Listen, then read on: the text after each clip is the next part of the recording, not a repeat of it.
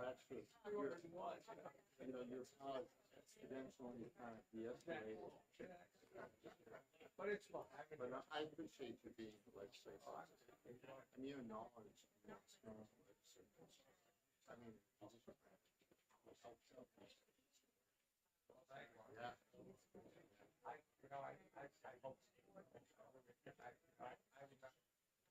I have such fun.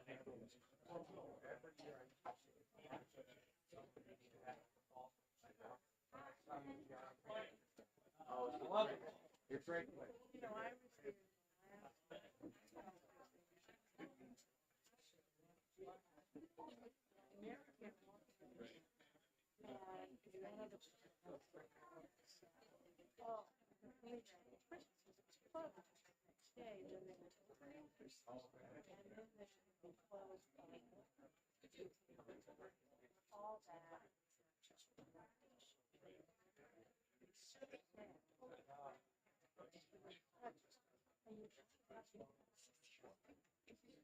I was never involved.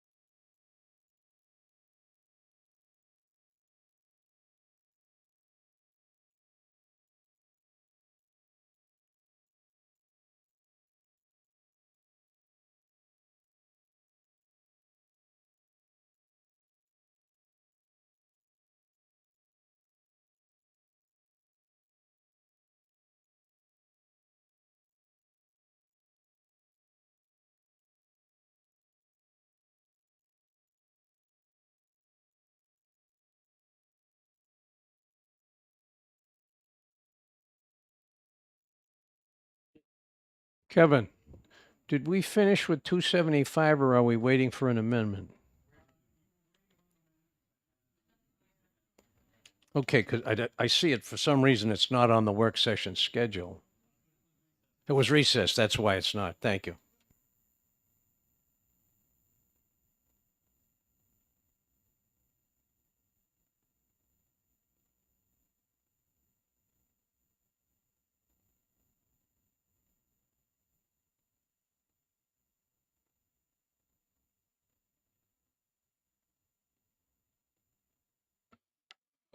It is 12:04. We were scheduled to start at 11:30. Technically, I think what we're doing was we're coming out of recess from yesterday. I would like to start, Mr. Ripple. Let's go ahead and start with 4:30, that McLean amendment. My name may be on it. I don't know.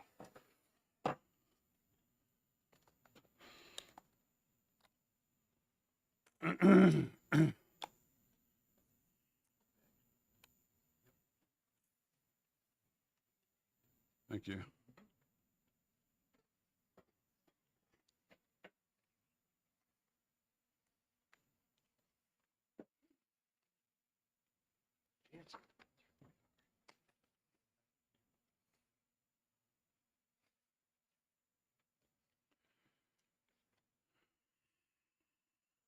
Okay, so I had wanted to talk about this amendment yesterday, but I needed to talk to the clerk to make sure I understood when an amendment is germane and when it's not germane. And the debate, or the reason that's an important distinction, is because if it's not germane, we got to schedule a separate hearing under it. As it turns out, the clerk informs me that this amendment is germane. This is essentially intended to authorize the additional words that would be added to RSA 151:2-F. The additional words would be that unless the facility operates on a membership basis model or exclusively provides services to individuals who make direct payment for services. For purposes of this paragraph, a direct payment is one that is paid directly by the patient. So this is an attempt to introduce a little bit more free market flexibility into our healthcare system. This was originally House Bill 1044. It passed the House. I don't have the vote of that House vote, but it did pass the House. It went over to the Senate. The Senate took it and decided to interim study. At the request of Representative McLean, who is the prime sponsor, and Representative Osborne, they're asking Division 3 to consider this for inclusion into 430. That's essentially the background. Is there anyone here who can speak to this bill? Mr. Williams, are you prepared, or could you tap dance, or is there anyone else that would be more qualified to speak to this?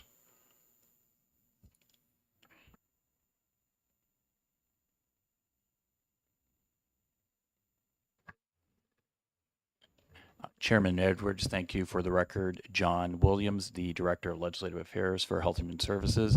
And the department was monitoring the bill that you spoke of in the Senate that went to interim study. We did not provide testimony on that bill.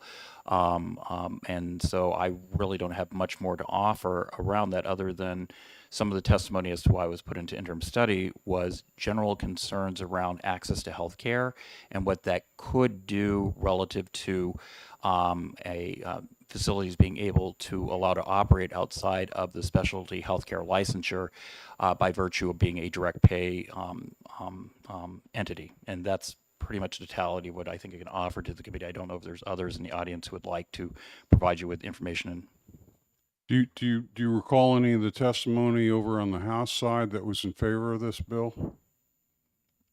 My general recollection was the House obviously passed this, and this was the House position, or very close to the House position. Do you recall So I'm thinking, is there anyone else in the audience able to speak to this bill? Thank you, Mr. Williams. Ms. Minahan, please come forward.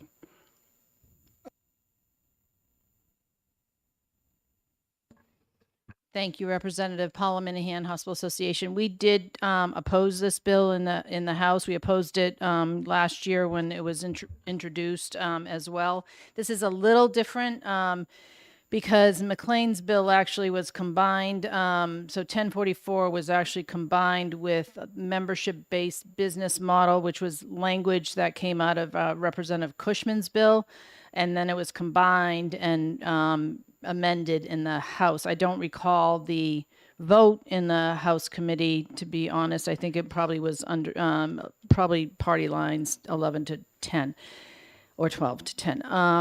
And Greg Moore from Americans for Prosperity supported the bill, and we strongly oppose it for the reasons that John Williams indicated. This could impact access to services. Certainly for our critical access hospitals was the concern, one of the concerns. But it's bypassing the requirement to all all facilities to have a charity care policy. And that was a concern because that means that you would not also not have to accept Medicare or Medicaid services. Reimbursement. So that's our concern. And it's something that has not been done anywhere else in the country. This is, I think, modeled after direct primary care, which has some certainly legitimacy relative to, and those are my terms, relative to direct services for physicians or practitioners providing care. But this would be facilities with direct membership based, and that was our concern. That means that hospitals are required to take all comers, and we don't understand how this would work if they have an emergency room. Would they refuse care of individuals? So that would be a concern to us as well. So I'm happy to share our testimony. I can email it to folks, but we strongly oppose the bill, and so that's our position.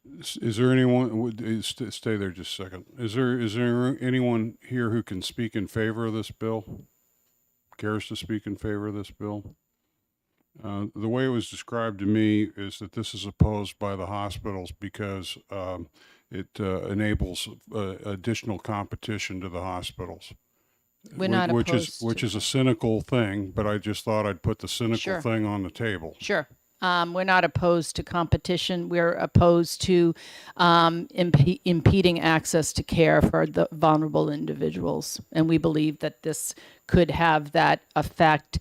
And we don't believe the state should have a law that supports that position because they obviously support coverage for individuals through Medicaid, and this would bypass that. So that was our concern. Are there any other questions? Representative Weiler? I remember being in on this discussion before, but the point being made is the regular hospitals that do provide emergency services, et cetera, all have huge discounts on property taxes and business taxes and meals and rooms taxes that amount to millions of dollars. And these private type things would not.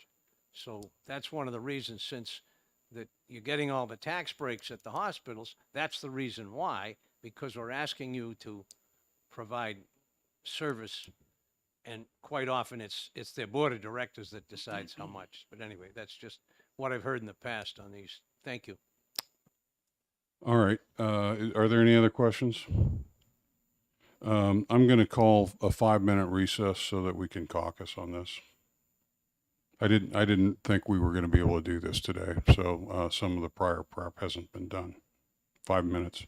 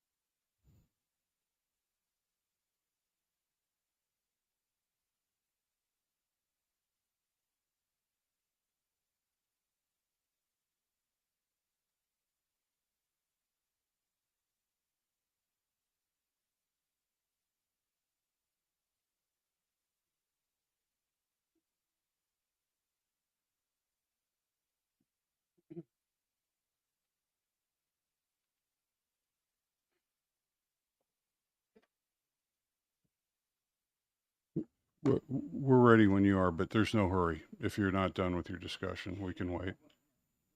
Okay. Okay, so we just completed a less than 5 minute recess, I think, so that we could caucus on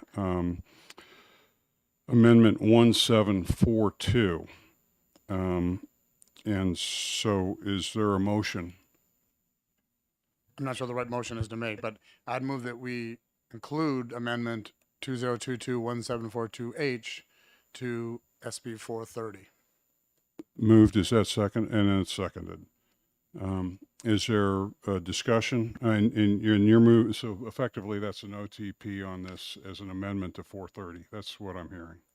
If this is the only amendment to 430, then I'd be moving OTPA, I guess. I'm just not sure if we're done with 430 at this point. I can't recall. I don't know if we are, but we can move on this solitary amendment, and then if there are others, we can do those also. They're Okay, not. so I guess I'm moving to recommend OTPA on 430 with amendment number 2022-1742H. All right. Is there a discussion? Representative Wallner?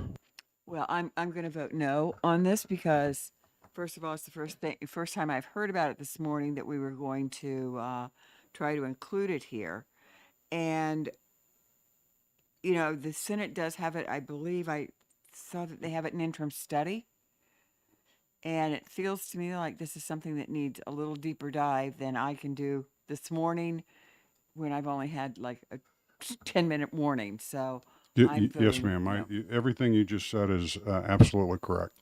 I would just say that if we do adopt this amendment, we're going to get another bite at the apple at 3:00 tomorrow when the full committee hears our recommendations. So it's not quite over, but every point you made is valid, and I apologize for that. I just couldn't get a response from the clerk fast enough to know whether or not I should be sending this out to everyone and getting you all excited about something that may not be even something we could consider. So with that, is there any other discussion? Okay, so although the testimony we heard was opposed and negative to this, the way I read this is that we're trying to establish an alternative healthcare capability that is membership based or relies on the direct payment for services. And what we're saying is, in order to encourage and support an alternative healthcare model, that what we're saying is that they would not be immediately subject to the provision that's in law that they have to provide services to all persons. So they're just looking to be able to service their members, and I think it's an interesting idea. So I'm gonna vote in favor. But if there is no other conversation, Mr. Clerk, would you call the roll?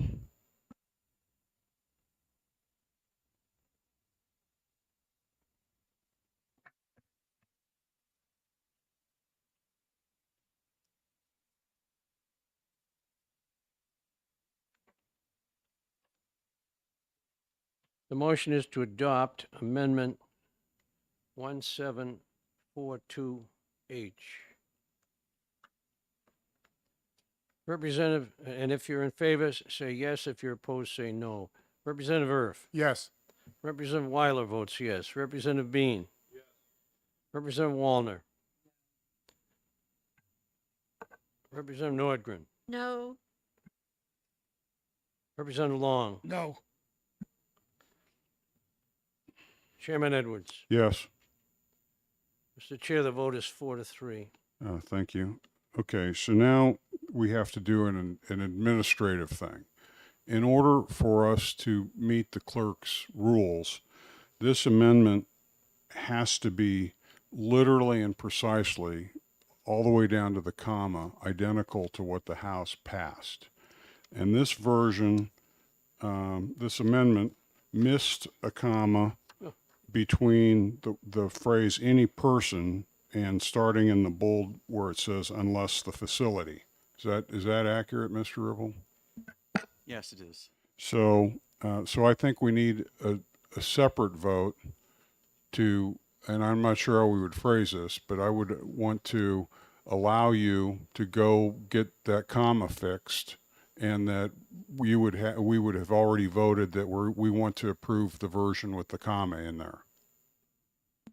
Yeah, I think that's fine. And if you want to just do a show of hands on that vote, I think that would work. Okay, so show of hands. If when Mr. Ripple gets the comma inserted in the appropriate place to make this identical to HB 1044,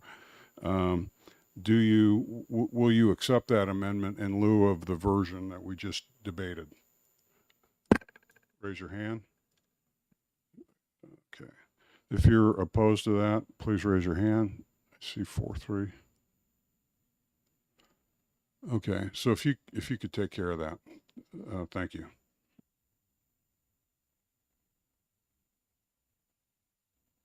Do we have another 430 issue?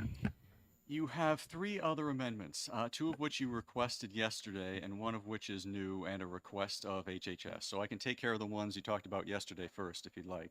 Let's do that. Well, we got 430 open. Let's keep in it. And so the first one is to Section 3, the pilot program for developmental disabilities. You discussed a version of this yesterday, and the only change that you requested was you wanted to make the appropriation of 2.8 million lapsing, and this amendment would do that. Thank you.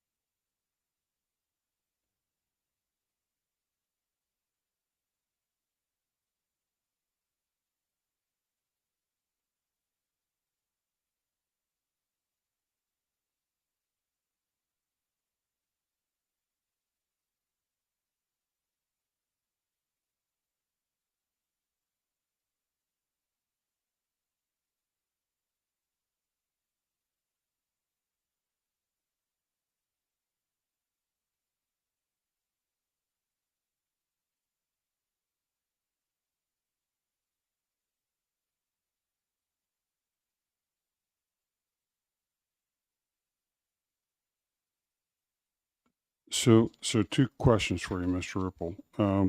Which amendment number does 1778 replace? Do you know? I believe it was 1743.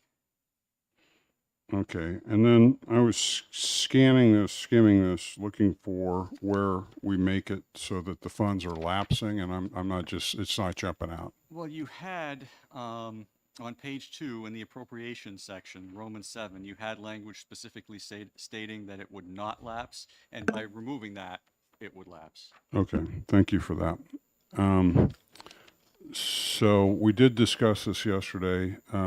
Is there a motion?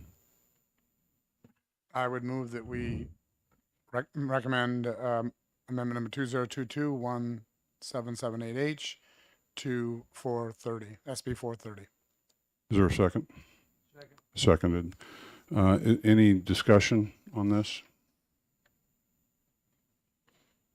Not seeing any. Let's go straight to a roll call. Or should, you tell me, should we do a raise of hands or a roll call? Roll call's safer. It's never wrong. Right? Oops.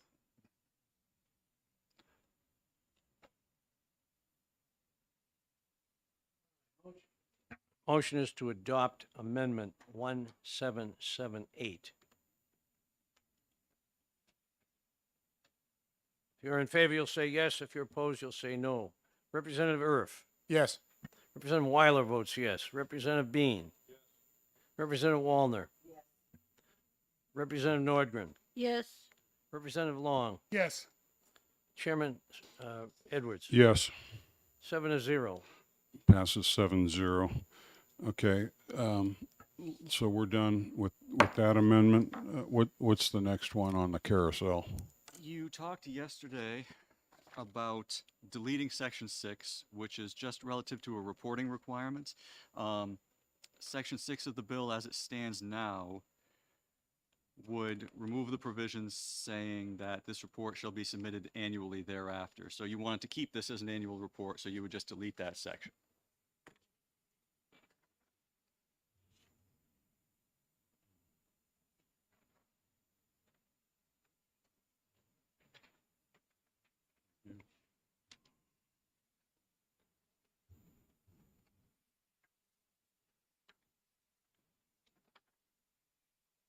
So amendment 1783 to SB 430 serves the purpose of keeping the Family Planning Services annual report as an annual report rather than deleting the requirement to complete the report annually.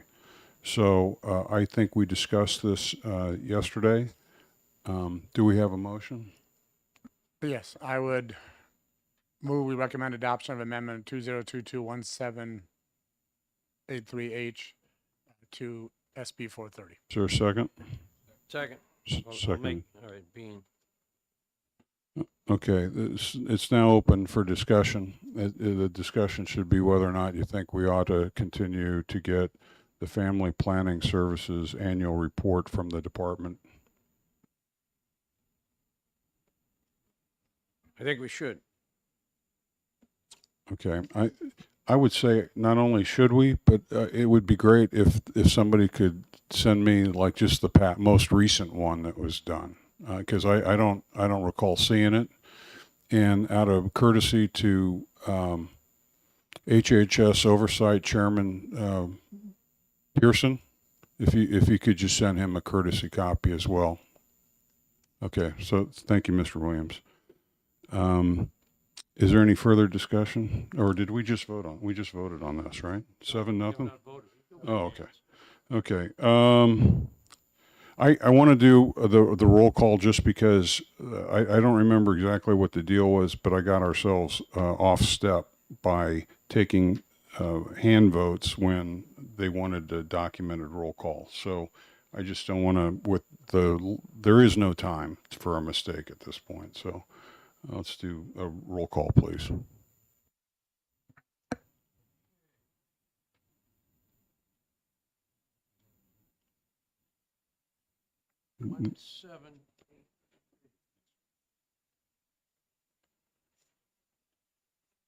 So the motion is to adopt Amendment 1783 for Senate Bill 430. If you're in favor, you'll say yes. If opposed, no. Representative Irf. Yes. Representative Weiler votes yes. Representative Bean. Yes. Representative Wallner. Yes. Representative Nordgren. Representative Long. Yes. Chairman Edwards. Yes. 7-0. Thank you. We have one more on 430. You have one more. I'll hand this out. This is a department request. It amends section 29 of the bill. And section 29 removes a reference to the Anna Philbrook Center, and this would replace it with a reference to Hampstead Hospital. Did we discuss it at all yesterday? All right. So this is a little bit of a surprise, but as far as surprises go, this will be underwhelming.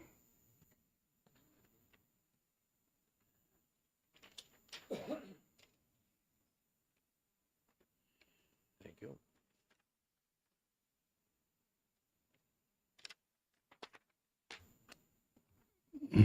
So I have a question for you, Mr. Williams, about this. And my question is, are we getting over our skis a little bit citing Hampstead Hospital when, as I understand it, that deal is not quite closed? Chairman Edwards, for the record, John Williams, Legislative Director for the Department of Health and Human Services, and with me is Joe Christie, Chief Financial Officer for New Hampshire Hospital. And Chairman Edwards, thank you very much for preparing this amendment at the request of the department. We are actually going through the process right now to identify contracting for certain rate settings with commercial private insurers. very much like we do under the current statute, current law, as it relates to New Hampshire Hospital and Glencliff Home. So this is really a belts and suspenders amendment that's being requested by the department, because the bill currently has provision where the Anna Philbrook Center no longer is utilized for children's behavioral health services, and it already has a catch-all for other entities that are in the state mental health system. But our wonderful general legal counsel, Frank Nachman, identified the potential for a belts and suspenders request, that where the Anna Philbrook has been struck, we are moving into negotiations, contracting around rate setting with the commercial private insurers, that we just want to make sure that we include Hampstead Hospital specifically as an entity. In addition to that, Mr. Caristi, who's with me here today, also identified, because we're just looking at this one specific statute to making a change to that, because this is that statute that deals with the contracting authority, that Mr. Christie identified that we want to limit the scope of our universe to the state-owned facilities. So that's the only change that we're requesting for this particular section, and these conversations are going on as we speak, I understand. So I'm going to have Mr. Christie please either add or correct anything I might have misstated. So in an interest of time, let me just say back what I think I heard you say, and then Mr. Christie can, extend or revise my remarks. Okay. What I think I heard is that we're doing the obvious thing. We're taking the Ann Philbrook Center out because we're no longer negotiating rates for them. And although we don't yet have the Hampstead Hospital in our constellation of state-owned facilities, we're nevertheless trying to get ahead of the curve and doing the rate negotiation now. And we don't actually have any current authority to do those contract negotiations unless we pass this bill. Is that fair? That is correct. Okay. So do you have anything else you'd like to say about this? No. Thank you for your consideration. All right. Thank you. Do I have a motion? Yes, I move we recommend adopting amendment number 2022-1701H to SB 430. Is there a second? Representative Bean seconds. Is there any discussion? Representative Wallner? I guess I should have asked this of John Williams, but if we didn't include Hampstead Hospital, what problems would that could have? What are the problems that could occur? If you don't mind that I ask them, No, I think that's fine. Why don't you come on up? I'm going to try to guess the lawyer part and just say that we don't have the authority to negotiate commercial rates until we own the facility, and this allows that commercial rate negotiation to go by in a binding way. Is that close? That is accurate. That is from Frank Nachman, who's our chief legal counsel from the department, who confirmed that we do need to have this legislative change for being able to do what we otherwise were able to do with the Anna Philbrook Center. And Mr. Christie, anything else to add? I would just add that this, the notion of our general counsel thinking of this actually came from us working on trying to negotiate rates for Hampstead Hospital. could I just have a follow-up? So the words in here that say other state-owned facilities does not cover that? Respectfully, I believe that it does. However, belts and suspenders being what it is, and our chief legal counsel did make the request for us to proceed to further clarifying that the Hampstead Hospital to be included in the legislation on only this specific section. You'll see throughout Senate Bill 430, there are other references for cleanup that we're not touching today that just use the broader language moving forward. So Mr. Williams, follow up on that. Today, Hampstead Hospital is not a state-owned facility. Is that correct or wrong? That is correct. Okay, so today, if we want to negotiate commercial rates, we have to specifically include them in the language. Otherwise, they would not be included. Is that? Yes, I think that's a fair assessment. Okay. So based on that, should we put a separate sub-effective date for this paragraph? Or does 430 just say upon signature of the governor anyways? I would defer to Mr. Ripple just for, that's a great question, what the effective date is for section 29. I think this might have been one upon passage, but I just don't have the effective dates in front of me. And similarly, is there any wisdom or any legal ability for us to retroactively make this effective as of, you know, a month or two ago, because the negotiation started a month or two ago, I suspect? You're nodding your head, Mr. Christie. Does that make sense to try to make it retroactive if that's legal? I think that would make sense. We certainly started these conversations over the past 6 weeks or so. So What if we could make it retroactive? What date would you make it retroactive to?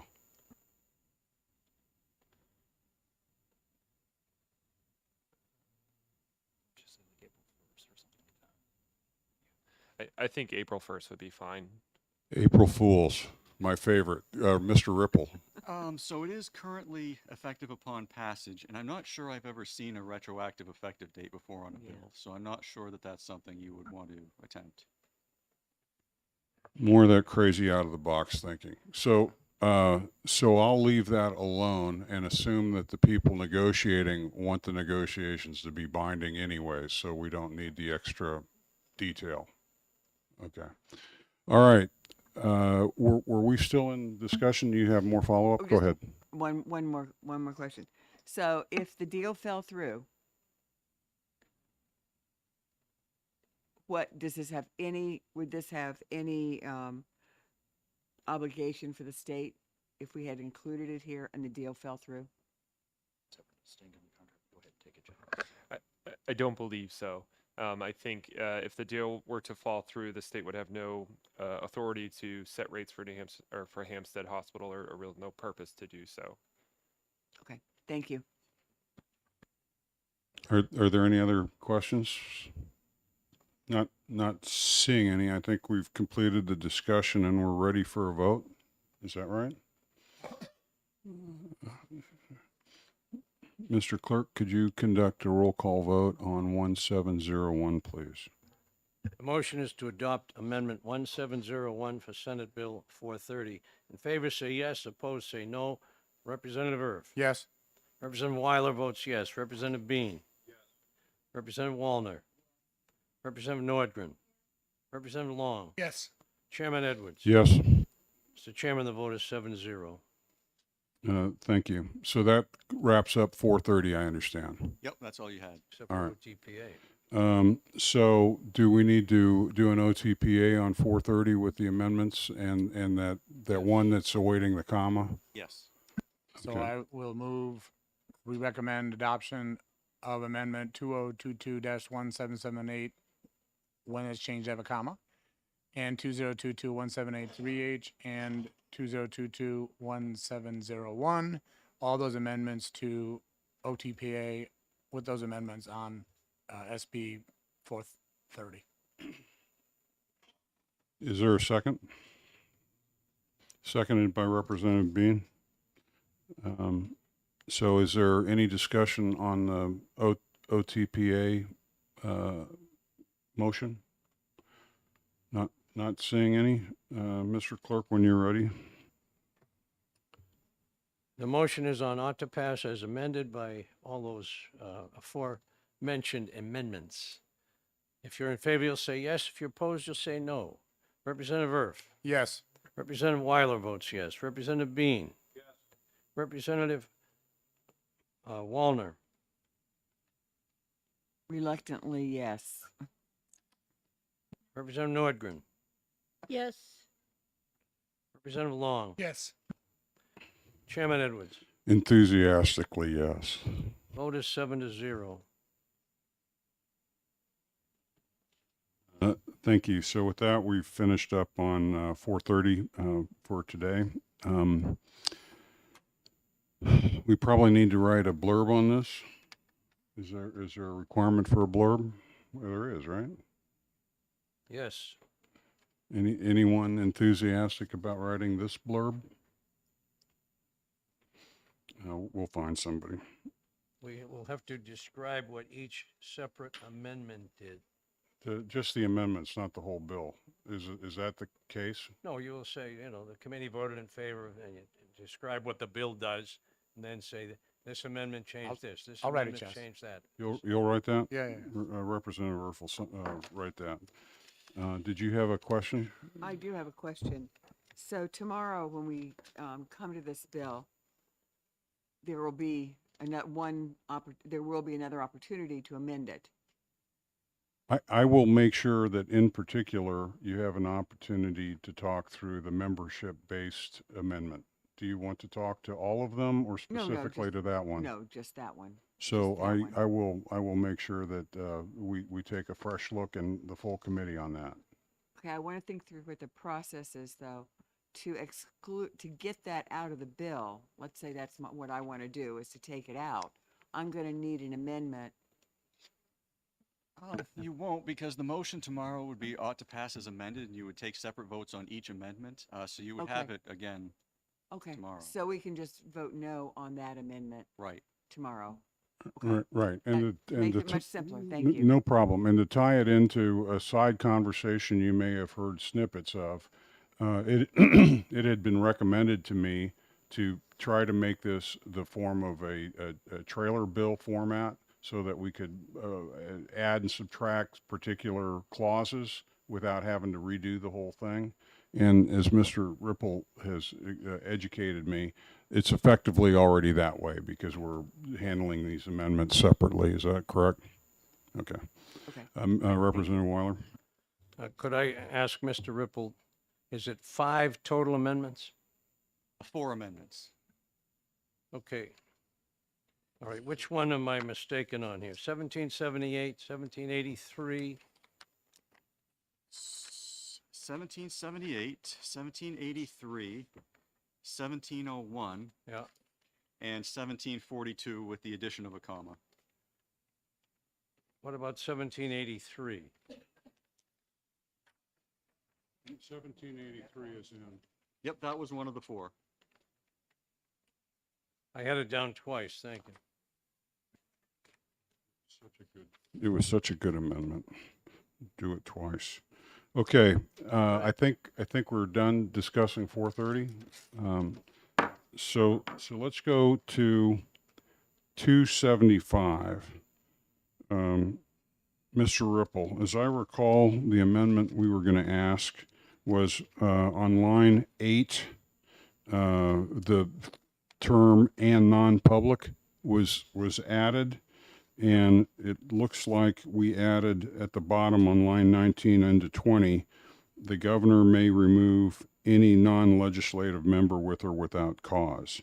That's what you requested, yep, and I do have that amendment to hand. Yeah, and I think, for some reason, I think I already have it. But is it 1775? It is, and you know, I think I handed it out at the end of the day yesterday, so I have spare copies if anybody needs one. Okay, and then we also, does the amendment technically add a paragraph W? Because there's a V and then a W. Is that just like a little renumbering thing?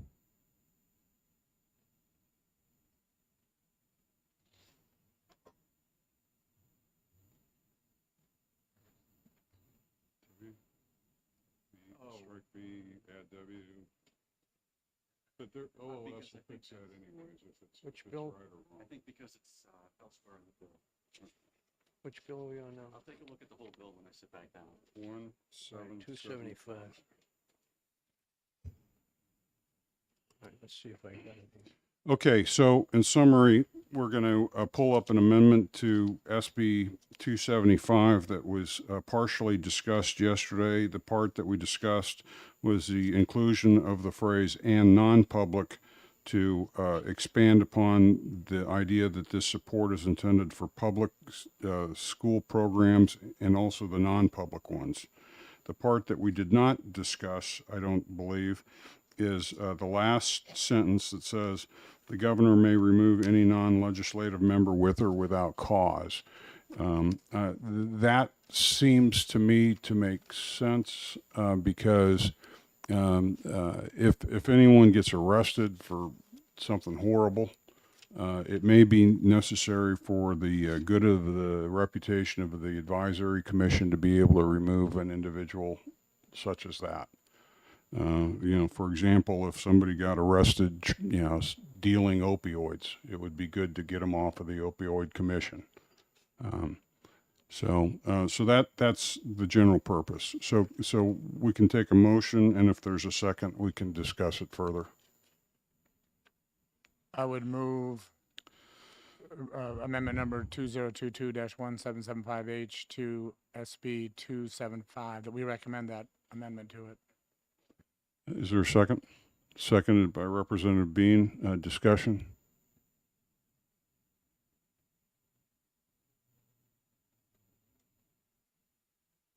I'm just going to specifically ask you, what's your reaction to the addition of the power of the governor to remove a commission member? I think I'm fine if you said with cause, but the without cause is concerning to me because it seems like that can get very political. Sure, And with sure. I cause- didn't mean it to be political. I just meant that I wanted, if the governor were to do it, I didn't want to have to involve some legal process to show cause. That's why I did that. But if you'd be happier with the striking or without, I don't have a real concern about it. I was just trying to make sure we didn't end up in a big HR protracted legal battle. Well, I mean, I just saw this, but what strikes me about it is the without cause. I mean, with cause, if someone is picked up for DWI or using drugs or something, I guess that would be cause. I don't know who determines what cause is either. It would be the governor. That's why it would be flexible. Well, the you without would hope cause we- really bothers me because it seems like that could turn into a political thing. Is very there is there any other thought on that? Yeah. Yeah, you agree, Representative Nordgren? How about you, Representative Long? I also agree. I believe there's already cause if somebody's sitting on a drug task force and they get arrested for dealing drugs. I think there's already a policy with which they could be put off that. So yeah, I would agree with the removing without. With cause. You're okay with cause, right? Okay. So, any other discussion on that? I'm open to deleting or without. Just because hopefully it'll never happen to begin with, but I just don't want anyone to think I'm jamming something down them. May I ask Ms. Ripple a question? Yes, go ahead, Representative. Can we do that without getting another rewritten amendment, or? You could adopt the amendment and direct me to make that change.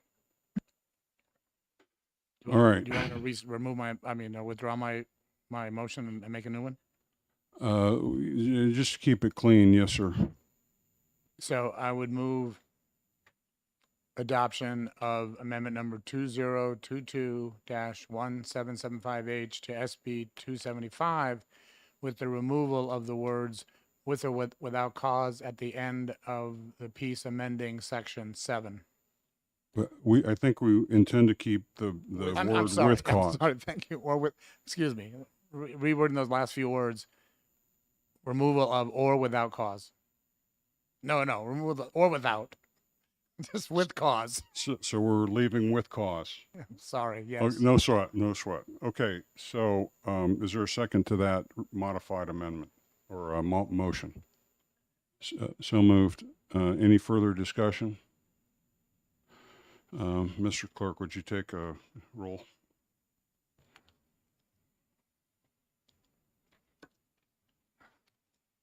Okay. Get the right number here.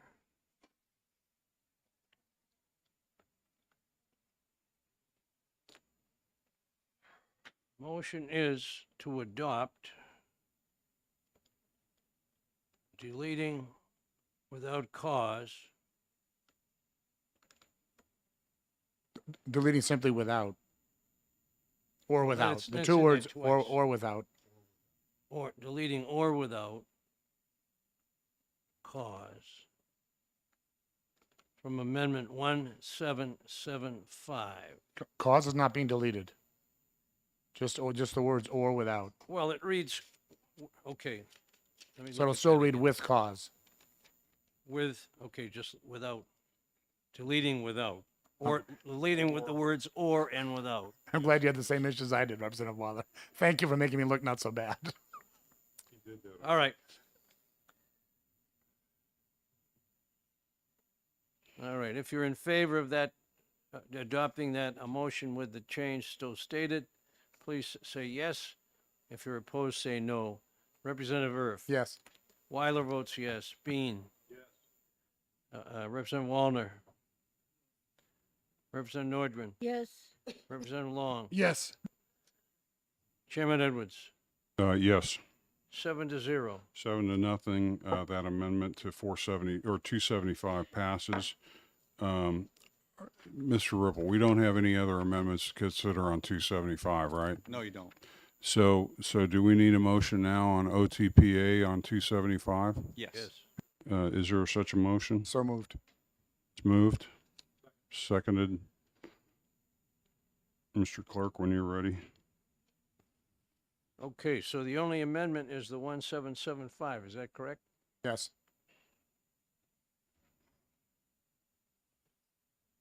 Okay, the motion is ought to pass as amended by Amendment 1775 with the two words deleted.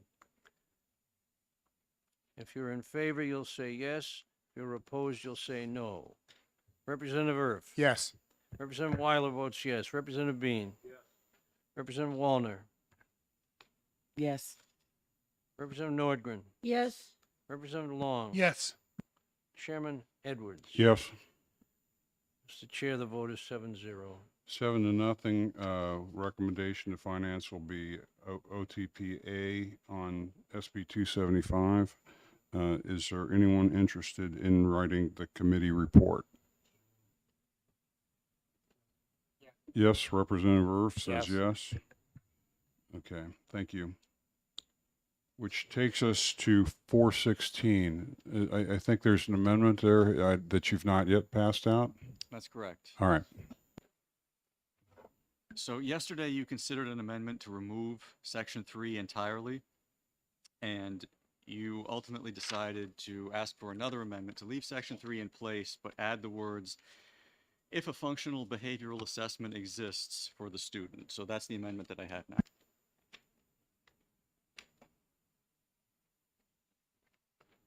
Which bill are we doing now? We are doing 416. Okay.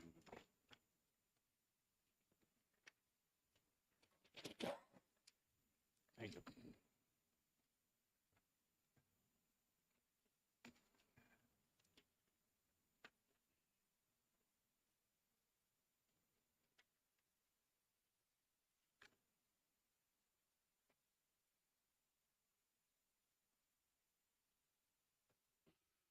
Okay, just to, I guess, restate what Mr. Ripple just said. Amendment 1786 does something very narrow. It seems to comply with the intent that we heard in testimony yesterday, that they aren't looking to create a new requirement for a functional behavioral assessment if there isn't one when it's time to be considered. So by not making it a new requirement, we dealt with the financial aspect. I had been concerned going into it if we were creating an unfunded mandate, and so that easily took care of my concern. So that's all I think this amendment does. Is there a motion? I would, excuse me, I would move that we adopt, or that the committee adopt, amendment number 2022-1786H to SB 416. State again what you say the amendment does? What it does? Yeah. Okay. It's this phrase here. If a behavioral assessment exists for the student, and the reason this was important is because. Yeah, otherwise it read like everyone would have to do one for every IEP. Yes, sir. Okay. Okay, so is there a second to the motion? Representative Bean, seconds. Is there discussion?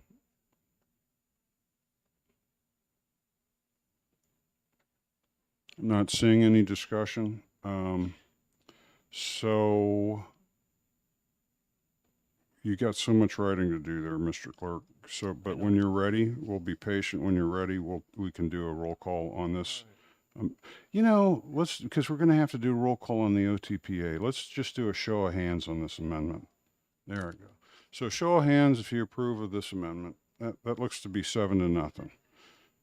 So now I need a motion on I would move. OTPA with that amendment. I would move we recommend OTPA with amendment number 2022-1786H to SB 416. Is that seconded? I'm sorry, before you take that vote, could I just mention one thing? Yes. I want to make sure it comes up. So the other issue that you discussed yesterday was the possibility of a state cost. And I emailed you all an email provided by Rebecca Ross of the department that showed a state cost of $725,000 in fiscal 24 and 1.4 million in 25. So I just wanted to make sure you all had that and were aware of it before you voted on the bill. All right, give me those figures again. You have a copy of the email. Can we just share a copy of the email? Just read me the Because there's figures, I'll get them in the record. Okay. 725,000 in fiscal 24 and 1.4 million in fiscal 25. Thank you. I think we have a motion and a second, and so is there any further discussion? If anyone would like to discuss the numbers that Mr. Ripple just shared with us, that would be appropriate.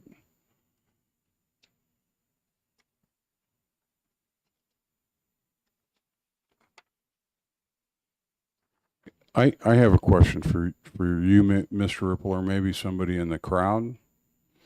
By inserting the phrase, if a functional behavioral assessment exists for the student, it's not requiring a new one to be done. So I'm just wondering where what's driving these costs. I think that amendment addresses any potential local cost. However, there's a state cost created by sections 1 and 2, and I think Ms. Ross would be better situated to answer that than I would. Okay, so we're talking about the body of the bill again, not the amendment. Okay, Ms. Ross, do you want to remind us of what you probably said yesterday?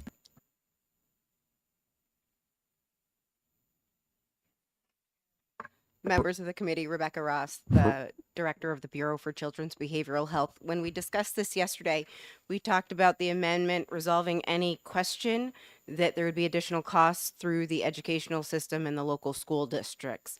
But the body of the bill requires that if an FBA has not been done in the school context and there is one needed for a youth who's at risk of residential placement, either through the Bureau of Children's Behavioral Health or DCYF, that DHHS would be responsible for obtaining that FBA. And in order to do that, we came up with these numbers for the 6 months from January 1 in 2024 and a full year in the second year in 25.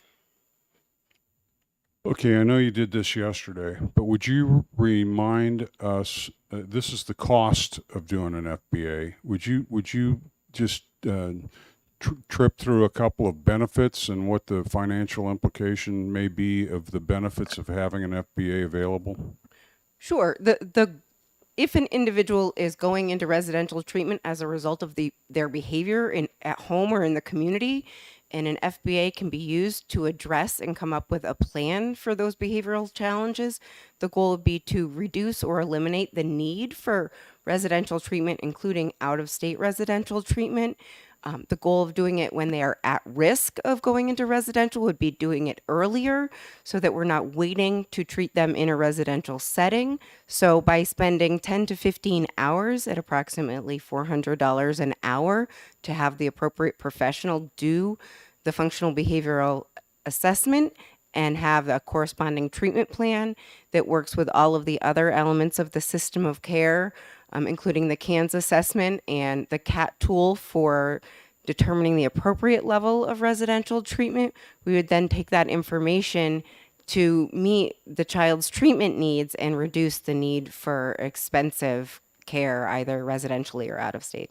I have a follow-up for you, and this is probably subjective on your part.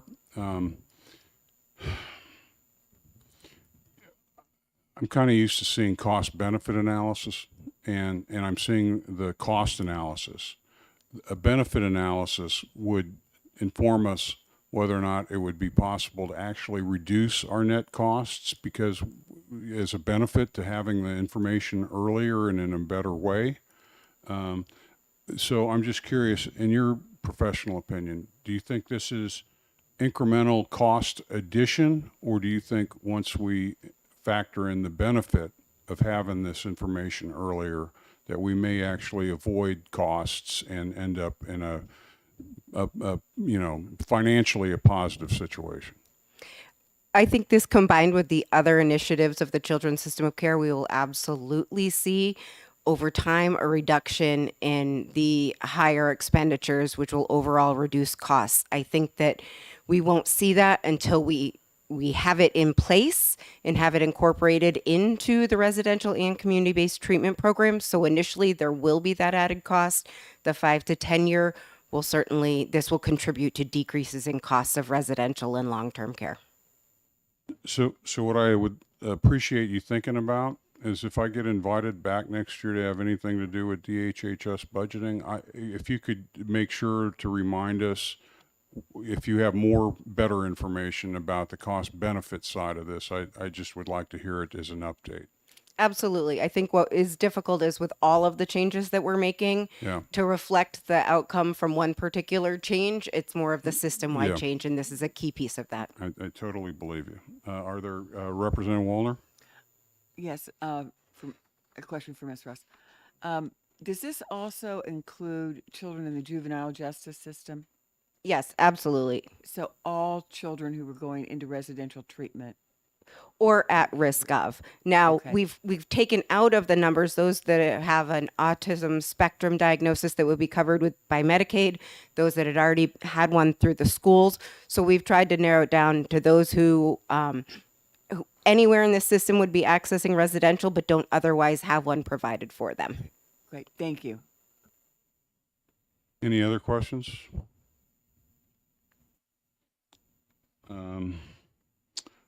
And we have a motion and a second on an OTPA, I believe. When you're, thank you, Ms. Ross. Thank you. Mr. Clerk, when you're ready, would you take a roll? Question is on ought to pass as amended, amendment number 1786 for Senate Bill 416. If you're in favor, you'll say yes. If you're opposed, you'll say no. Representative Erf. Yes. Representative Weiler votes yes. Representative Bean. Yes. Representative Wallner. Yes. Representative Nordgren. Yes. Representative Long. Yes. Chairman Edwards. Yes. 7-0. Okay, so I think we've completed action on SB 416. Is that correct? That's correct. Do we have anyone wanting to write the committee report? Representative Wallner? Thank you. And then all these reports were, I think the real answer is it should be done before 3 o'clock tomorrow, but the sooner's the better. We did 4:30. We did 4:44 yesterday. We did 4:58 yesterday. That brings us down to our last item of business, which is SB 459. Mr. Ripple, did we get the amendment?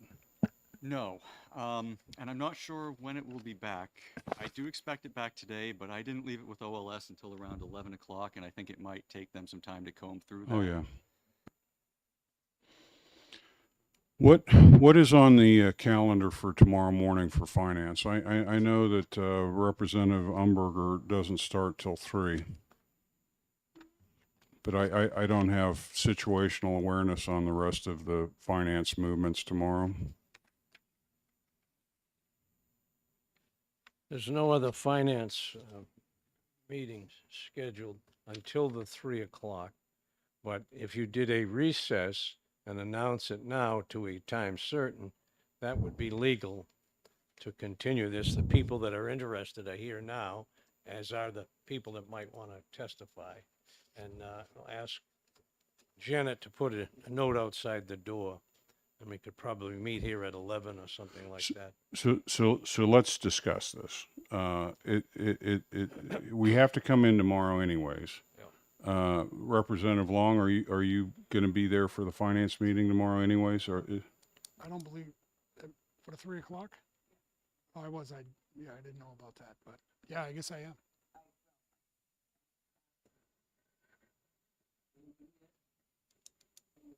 At 3, I believe I am. You might, how long is it going to take? You might want to meet at 2:30 or. so this is what I'm thinking. There's a lot of words, I think, in 259 that the amendment to 459 has a lot of words in it. It's got probably 5 or 6 different concepts in it. To me, that is not a 30-minute conversation. That feels to me to be longer. What do you think, Mr. Ripple?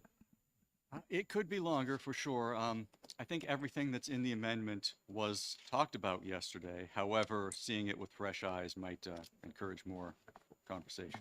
Oh, okay, so we could get through it in 30 minutes. It could take 90 minutes. So what I'm thinking, go ahead, Representative Wallen. We had scheduled a caucus for all the finance Democrats at 2 o'clock before the 3 o'clock meeting. So if we could just avoid that, because then I've got to change everybody's Yes, schedule. ma'am. So Okay. so here's my proposal. I propose we start at 11. And then if we finish early, then we can have a nice relaxing lunch and you can saunter into the caucus. And if it happens to go long, we have some time to handle it and have a complete conversation, and we'd still be done by 2 with probably time to grab a quick lunch. Representative Nordgren? I can't hear you. No, it seems like that's allotting a lot of time. I'm not sure we need to start at 11, but Okay. It would, in deference to your experience with these things, would a noon start be okay with you?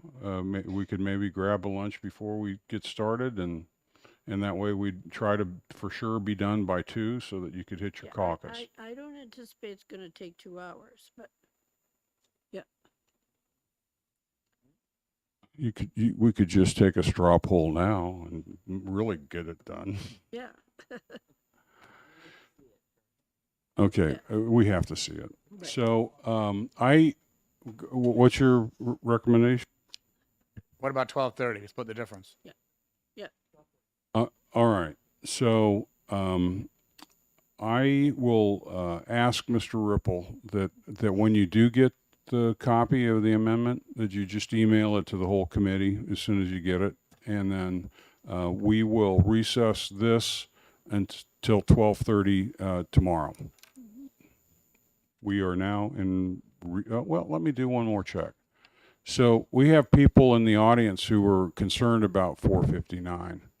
I'm sorry that we're not ready to do this today, but we're not. So I would like to make sure that anyone who's interested in getting a copy of the amendment gets one really quickly.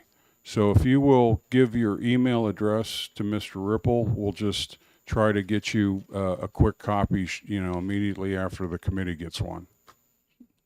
And then we'll meet tomorrow at 12:30. Is that acceptable? Okay. We are on recess until 12:30 tomorrow in this room to recess on SB 459 with the amendment that's coming. And be sure and tell Janet to post it outside the door. Yeah. I got a question I got to ask somebody here.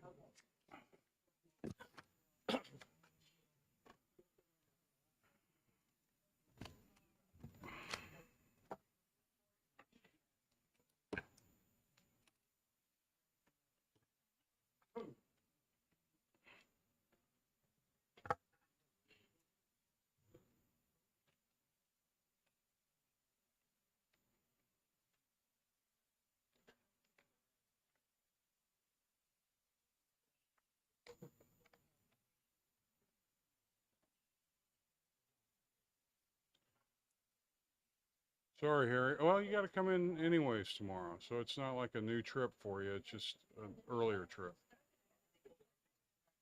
Okay. No.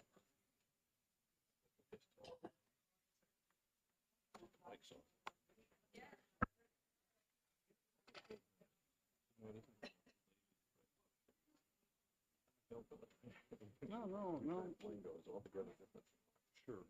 No, I get it. It's all right.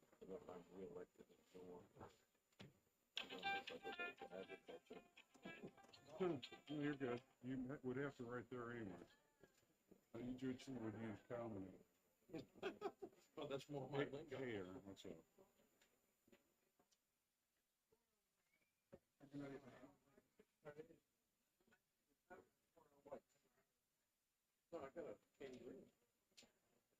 Okay, I can come briefly. But here's the short part. We accepted the children and family law version as passed by the House, without any changes. And it was a 6-1 vote where I was on this.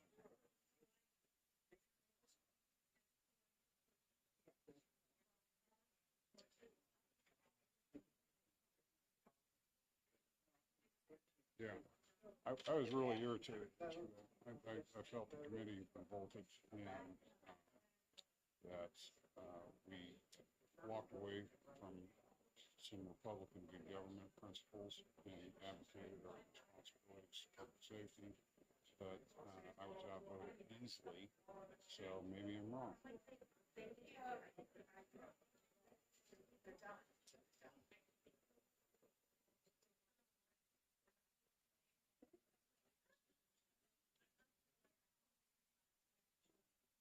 All right, well, I'll swing by. I think I'm done for the day. I got to check that.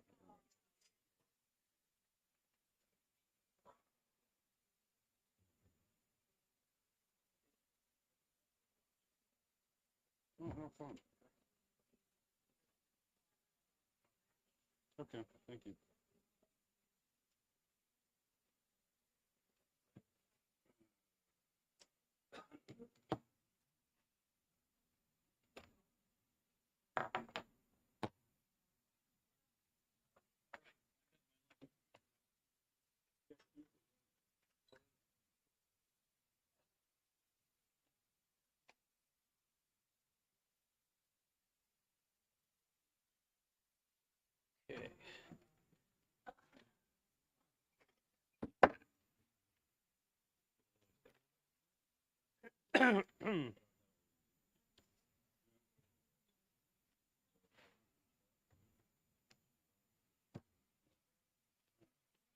So you traded. Yeah.